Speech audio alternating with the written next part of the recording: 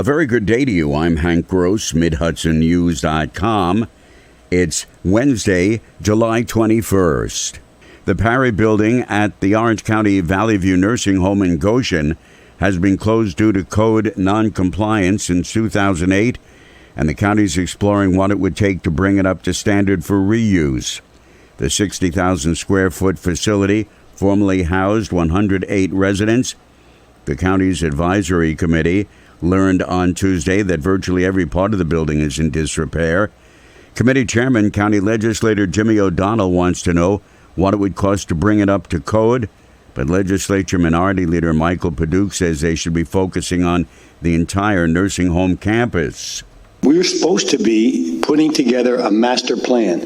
How can he give us a price when we don't have a master plan of what buildings we want there, what we're going to do there, how the all the other infrastructure is connected to it? I think we need to really focus on getting what we're going to do with all the properties.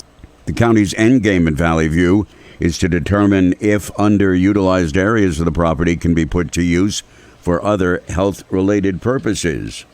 Violent crime has been surging across America, and Ulster County has felt the pain. Now county elected and law enforcement officials will implement AntiViolence Effort response teams, AVERT, as an approach to help stem the upward surge in crime. Ulster County Executive Patrick Ryan says they must bring an end to this escalating cycle of violence.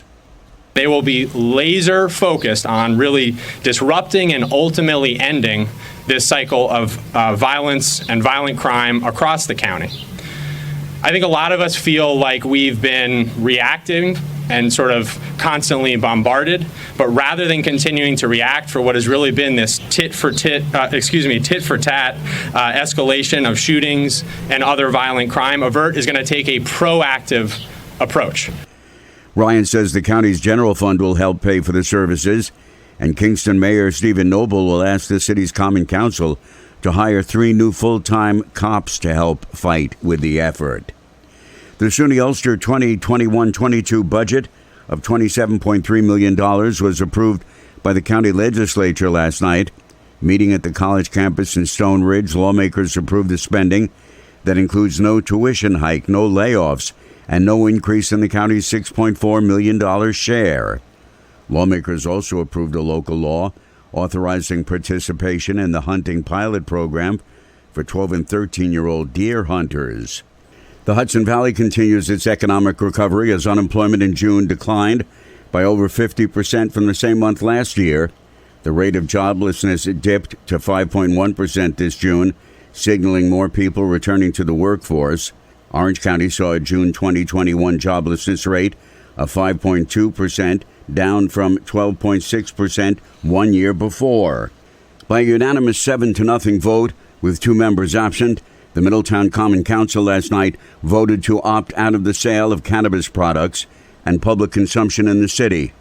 Alderman Paul Johnson expressed his concern about the state of legalization of recreational marijuana without any regulations in place for sale.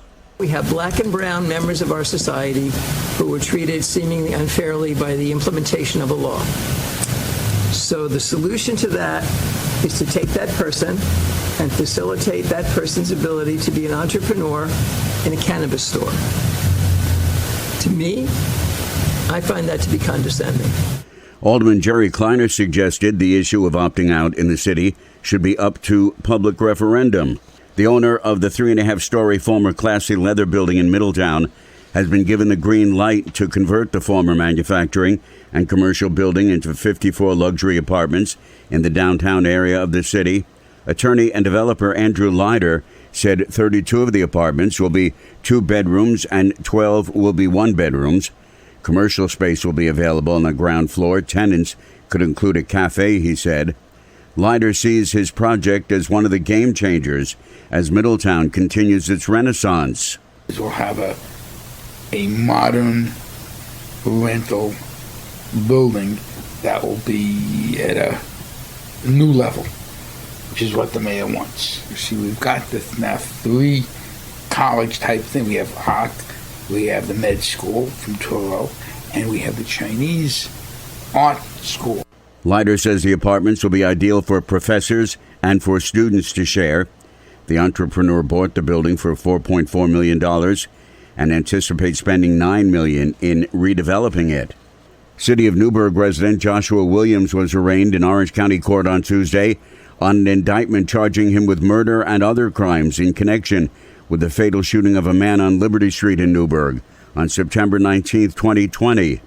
Williams was also charged with manslaughter, criminal possession of a weapon, and reckless endangerment in the shooting death of Jamie Fincher. Bail was set at $750,000 cash or $3 million partially secured bond.